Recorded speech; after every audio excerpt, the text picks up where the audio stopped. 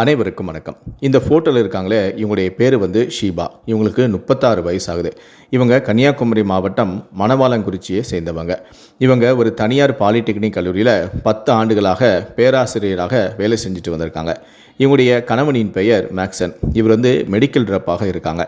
இந்த தம்பதிகளுக்கு 2 குழந்தைகள் இருக்கு. ஷீபாவுடைய தந்தை வந்து பேங்க்ல வேலை செஞ்சுட்டு இப்போ ரிட்டயர் ஆயிட்டாரு. அம்மா வந்து ஹவுஸ் ஒய்ஃப் தான். இந்த ஃபோட்டோவில் இருக்கார இவருடைய பேர் வந்து ரதீஷ்குமார். இவருக்கு 35 வயசு ஆகுது. இவர் குமரி மாவட்டம் நாகர்கோயில் பகுதியை சேர்ந்தவர். தற்போது இவர் ஆரல்வாய் மொழியில் இருக்கக்கூடிய இஎஸ்ஐ மருந்தகத்தில் உதவியாளராக வேலை செஞ்சுட்டு வராரு. ஒரு வருஷத்துக்கு முன்னாடி தான் இவருக்கு திருமணமும் ஆச்சு. தற்போது இவருடைய மனைவி வந்து நிறைமாத கர்ப்பிணியாகவும் இருக்காங்க.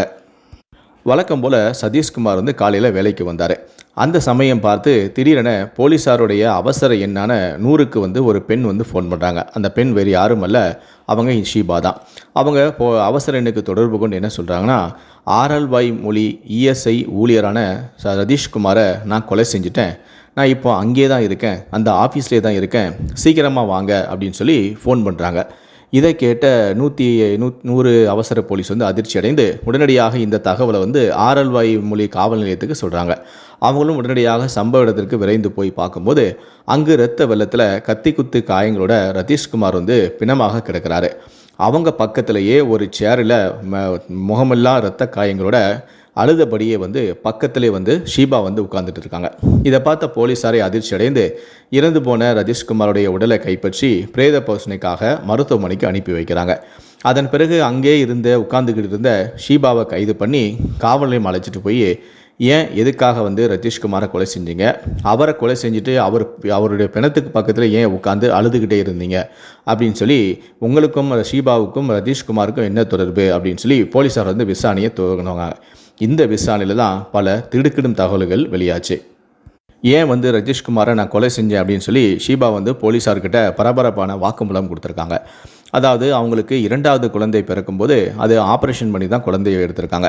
அந்த சமயத்தில் அவங்களுக்கு கிளைம் பணம் கிடைக்கணும் அப்படின்னு சொல்லிட்டு நாகர்கோயில் இஎஸ்ஐ மருத்துவமனையில் இருந்த சதீஷ்குமாரை வந்து பார்த்துருக்காங்க. அவர் வந்து சரி மேடம், உங்களுக்கு நான் வந்து பணம் கிடைக்கிறதுக்கு ஏற்பாடு செய்கிறேன் அப்படின்னு சொல்லிட்டு ஷீபாவுக்கு வந்து உதவி செஞ்சுருக்காரு. அவரும் சொன்ன மாதிரியே வந்து பணத்தையும் வாங்கி கொடுத்துருக்காரு. அதுக்கப்புறம் வந்து 2வது குழந்தை பெற்ற பிறகு ஷீபாவுடைய உடல்நிலை வந்து கொஞ்சம் மோசமாயிருக்கு. அதனால் அவங்க வந்து ஒரு தனியார் மருத்துவமனையில் அட்மிட் ஆகி சிகிச்சையும் எடுத்திருக்காங்க. அந்த சமயம் பார்த்து ரதீஷ்குமார் வந்து ஷீபாவை தொடர்பு கொண்டு பேசியிருக்காரு.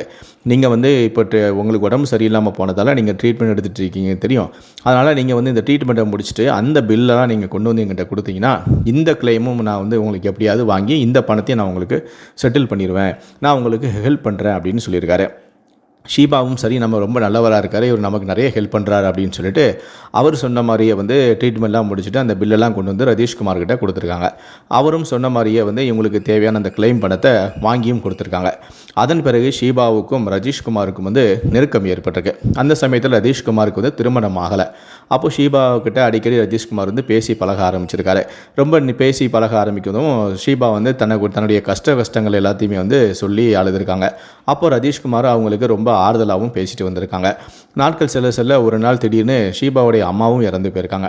அந்த தகவலை கூட ரதீஷ்குமார்கிட்ட வந்து ஷீபா வந்து ஷேர் பண்ணியிருக்காங்க. அப்போ ரதீஷ்குமார் வந்து எப்போவுமே ஷீபாவுக்கு ஆறுதலாக அவங்களுக்கு ஆறுதலான வார்த்தைகளை பேசிட்டு வரும்போது இவங்களுக்குள்ள கொஞ்சம் கொஞ்சமாக வந்து நெருக்கம் ஏற்பட்டிருக்கு. இந்த நெருக்கமானது இவங்களுக்குள்ள தகாத உறவாக மாறியிருக்கு.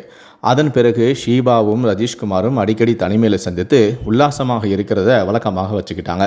அதுக்கப்புறம் இவங்களுடைய அடிக்கடி சந்திக்கிறது உல்லாசமாக இருக்கிறதுன்னு இவங்களுடைய கள்ளக்காதலை தொடர்ந்துகிட்டே வந்திருக்காங்க.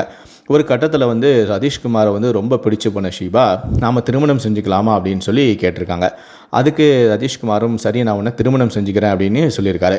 அதனால் ரதீஷ்குமார் நம்மளை ஏற்றுக்கிறேன்னு சொல்லிட்டானே அப்படின்னு சொல்லிட்டு தன்னுடைய கணவன்கிட்ட இருந்து நம்ம விவாகரத்து வாங்கிட்டு வரணும் அப்படின்னு சொல்லி ஷீபாவை வந்து முடிவு பண்ணிடுறாங்க. அதன் பிறகு தேவையில்லாமல் தான் கணவனோட வந்து எதுக்கெடுத்தாலும் ஷீபா வந்து சண்டை போட ஆரம்பிக்கிறாங்க. கணவன் மனைவிக்குள்ள ஒரே பிரச்சனையாகவே வந்துக்கிட்டே இருந்திருக்கு. இதுக்கெல்லாம் காரணம்னா நம்ம ரதீஷ்குமாரோட சேர்ந்து வாழணும் அப்படிங்கிற ஒரு ஆசையில் ஷீபா தான் கணவனோட அடிக்கடி சண்டை போட்டுக்கிட்டே வந்திருக்காங்க. விவாகரத்து வேணும் அப்படின்னு சொல்லி விவாகரத்து கேஸும் கொடுத்துறாங்க. அதுக்குள்ளே இவங்களுக்குள்ள டெய்லி சண்டை போட்டு பிரச்சனையான பிறகு அவருடைய கணவன் வந்து சரி இவளுக்கு வந்து நம்மளோட வாழ விருப்பம் இல்லை, அதனால தான் நம்ம கூட வந்து ஒரே சண்டை போட்டுட்ருக்கா, அவள் விருப்பப்படியே நம்ம வந்து டைவர்ஸ் கொடுத்துடலாம் அப்படிங்கிற முடிவுக்கு அவருடைய கணவனான மேக்ஸனும் வந்துடுறாரு. அவரும் வந்து ஷீபாவுக்கு டைவர்ஸும் கொடுத்துட்றாரு. அதுக்கு பிறகு ஷீபா வந்து தான் கணவனுக்கிட்டேருந்து அந்த டைவர்ஸ் வாங்கிட்டேன், இனி என்ன நீ கல்யாணம் பண்ணிக்கோ அப்படின்னு சொல்லி ஷீபா வந்து ரஜீஷ் கிட்ட வந்து சொல்கிறாங்க. உடனே ரதீஷும் சரி இப்போ தானே நீ டைவர்ஸ் வாங்கியிருக்க, உடனே எப்படி கல்யாணம் பண்ணுறது, கொஞ்ச நாள் போகட்டும், அதுக்கப்புறம் நான் உனக்கு கல்யாணம் பண்ணிக்கிறேன் அப்படின்னு சொல்லியிருக்காரு. அதுக்கும் ஷீபாவும் சரின்னு சொல்லிட்டு சரி அப்போ ஒரு வருஷம் அப்புறம் நம்ம கல்யாணம் பண்ணிக்கலாம் அப்படின்னு சொல்லிட்டு அந்த விஷயத்தை அப்படியே கிடப்பில் போட்டுறாங்க.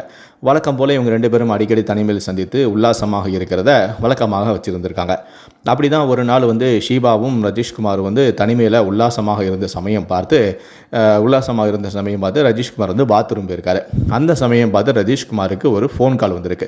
ஏன்னா இது ஒரு ஃபோன் கால் வருது, வந்தது டிஸ்பிளே பார்த்துருக்காங்க, மை பார்ட்னர் அப்படின்னு வந்திருக்கு. யாரா அது பார்ட்னர், என்ன இது மை பார்ட்னர் சேவ் பண்ணி வச்சுருக்காரு, யாராக இருக்கும் அப்படின்னு தெரியலேன்னு சதீஷ்குமார் வந்த பிறகு கேட்கலாம் அப்படின்னு சொல்லி ஷீபா அமைதியாக இருந்திருக்காங்க. அவரும் பாத்ரூம் போயிட்டு வந்த பிறகு யார் இவங்க, எதுக்காக நீ இவங்களை மை பார்ட்னர்னு ஃபோன் பண்ணி வச்சுருக்க, என்ன ஏது அப்படின்னு சொல்லி ஷீபா வந்து கேட்டிருக்காங்க. அப்போ தான் வந்து ரதீஷ்குமார் வந்து ஒரு அதிர்ச்சியான தகவலை சொல்லியிருக்காங்க. இல்லை ஒரு 6 மாதத்துக்கு முன்னாடி நான் ஊருக்கு போன இடத்துல என்னுடைய அம்மா அப்பா பெற்றோர் எல்லாருமே என்னை கல்யாணம் பண்ணி கட்டாயப்படுத்தி என்னை ஒரு பெண்ணுக்கு வந்து கல்யாணம் பண்ணி வச்சுட்டாங்க. எனக்கு இந்த கல்யாணத்தில் கொஞ்சம் கூட விருப்பமே இல்லை, கட்டாயத்தின் பேரில் தான் நான் அந்த பொண்ணை வந்து நான் கல்யாணம் பண்ணிக்கிட்டேன். இந்த விஷயத்தை நான் எப்படி அவங்ககிட்ட சொல்கிறது எனக்கு தெரியலை, அதனால் நான் அதை மறைச்சிட்டேன், என்னை மன்னிச்சிரு அப்படின்னு சொல்லிட்டு அழுதுருக்காரு. இதை பார்த்ததுமே ஷீபா வந்து சரி அவன் விருப்பம்லாம் தான் அவனுடைய வீட்டில் வந்து கட்டாயப்படுத்தி கல்யாணம் பண்ணி வச்சுருக்காங்க போல் அப்படின்னு சொல்லிட்டு அதையும் வந்து நம்பியிருக்காங்க. அப்போ சதீஷ்குமார் சொல்லியிருக்காங்க, எனக்கு அந்த பொண்ணோட வாழ எனக்கு விருப்பமே இல்லை, அதனால் கூடிய சீக்கிரத்தில் எப்படியாவது நான் அந்த பொண்ணையும் வந்து டைவர்ஸ் பண்ணிடுறேன், அதன் பிறகு நானும் நீயும் வந்து சேர்ந்து முன்னா சந்தோஷமாக இருக்கலாம் அப்படின்னு சொல்லியிருக்காரு. உடனே அதை வந்து ஷீபாவும் நம்பியிருக்காங்க. அதன் பிறகும் இவங்களுடைய தகாத உறவு தொடர்ந்துருக்கு.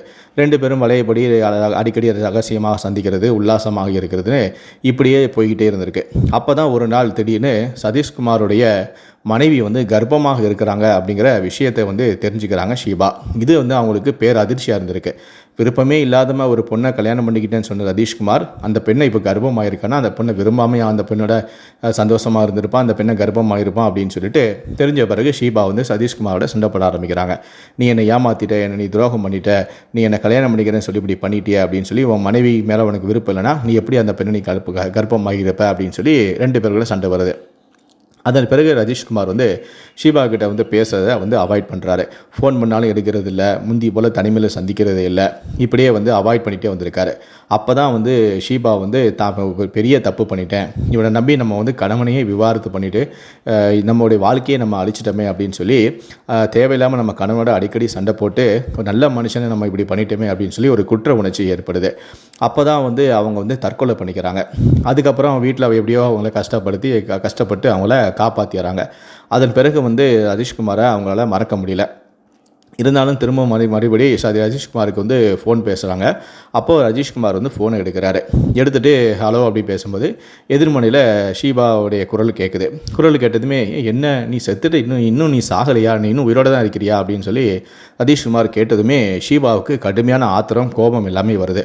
இவனுக்காக நம்ம வந்து சாக போனோமே, இனி சாக போகிறது நாம கிடையாது, இனி சாகிறது அவனாக தான் இருக்கணும், இவனுக்காக நம்ம சாகலாம் போயிட்டோமே அப்படின்னு சொல்லி அவங்களுக்குள்ள ஒரு கோபம் வருது.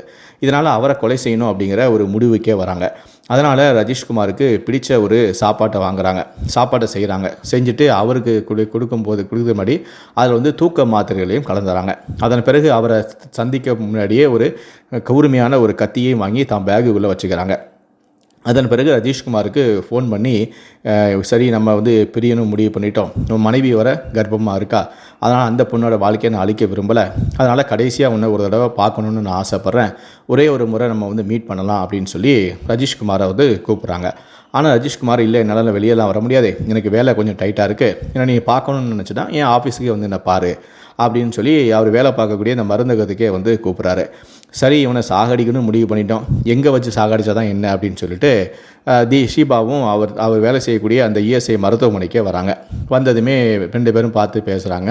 அப்போ நான் உனக்கு பிடிச்ச ஒரு சாப்பாடை கொண்டு வந்திருக்கேன், என் கையால் சமைச்சிட்டு வந்திருக்கேன், இதை நீ சாப்பிடு அப்படின்னு சொல்லி கொடுக்குறாங்க. இதுதான் நம்ம சந்திக்கக்கூடிய கடைசி சந்திப்பாக இருக்கும். இதுக்கப்புறம் நீ வந்து உன் குடும்பம், உன் பிஸ்னஸ், நீ என்னவோ அது தனியாக பார்த்துக்கோ, இதுக்கப்புறம் நான் என்னுடைய வாழ்க்கையை பார்த்துக்கிறேன் அப்படி இப்படின்னு சொல்லி சதீஷ்குமாரை நம்ப வச்சுருக்காங்க. அதன் பிறகு சரி இவ ஆசையாக சாப்பாடு கொண்டு வந்திருக்காளே அப்படின்னு நம்பி சதீஷ்குமாரும் வந்து அதை எடுத்து சாப்பிட்ருக்காரு. அவர் சாப்பிட்ட கொஞ்சம் நேரத்துக்கு அப்புறமா அதுக்கப்புறம் 2 பேரும் பேசிக்கிட்டே இருந்திருக்காங்க. நேரம் செல்ல மருந்து வேலை செய்ய ஆரம்பிச்சிருக்கு.